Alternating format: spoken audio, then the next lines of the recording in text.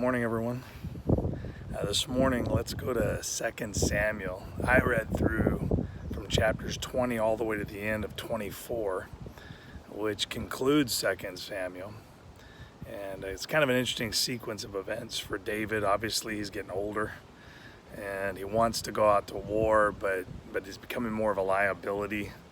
And so he's kind of told by his men to stay home, and they go out and they conquer all the enemies, and then there's a sequence of events that leads them to make things right with a certain city that King Saul had done some pretty bad things to, and it's kind of just a strange culmination of the years of battle for David. And then he writes Psalm 18, and it seems like all is well. And then, because it settles in to be, like I said, sort of all is well, David does something that really he knew better. God had given him warning. It was something that they weren't supposed to do. He numbered his armies, I guess, in some way to take some sort of pride in your own strength or the strength of your army or things like that. And as soon as he's done, he knows, I've blown it. This is not what I should have done. I should have known better. But David does something pretty amazing. He recognizes he's got three choices. All three are bad. But one of them is going to be controlled by the hand of God. And David knew that it would be better to fall into God's hands than into the hands of men. So he chooses it. It's awful. It's brutal. And then what's really sad about it is David had to carry the weight of that destruction of others for the rest of his life. But instead of falling apart and throwing the rest of his life away, David repents, and then he goes out and he makes a sacrifice.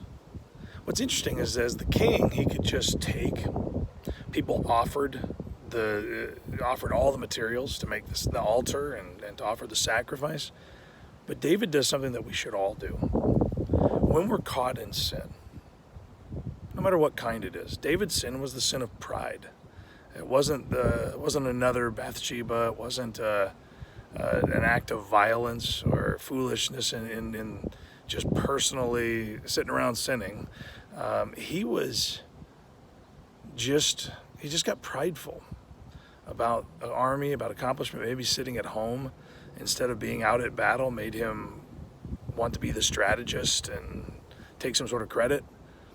I think that's something that we all battle with, is somehow trying to find a way to make it all about us, and somehow trying to get it to where we're more important or we're still relevant.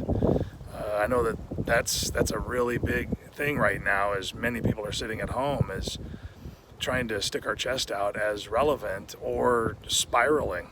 One or the other. David did neither of those. David determines that he's going to worship the Lord, and he's going to do it in fine style. In fact, he's going to do it in the most expensive way personally for himself.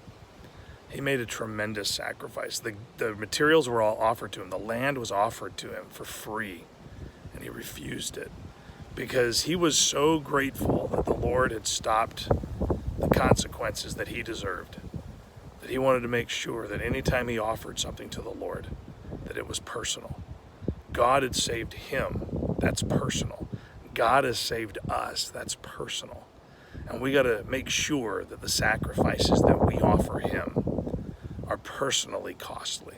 It doesn't have to be monetary. In this particular case, it was. But I'll tell you what, if you're offering sacrifices that cost you nothing, then it's probably because you don't value the great sacrifice that was very costly to God to save you. Jesus died on the cross. That's as expensive as it gets. Why? Because we needed him to. was his sacrifice on our behalf. And so it's my prayer and my hope that today you would consider your own sacrifice and determine if you're going to offer a sacrifice that is personally costly, or maybe just a little on the cheap side, a little chintzy. God loves you so much that he sent his son Jesus to die on the cross. Personally expensive. I pray and I hope that we offer God sacrifices that are personally costly. Don't offer him things that cost you nothing. He is too valuable for that. He is too worthy for that. So be encouraged today. Today is the day you can begin to offer something to the Lord that's costly, personally. Enjoy your day.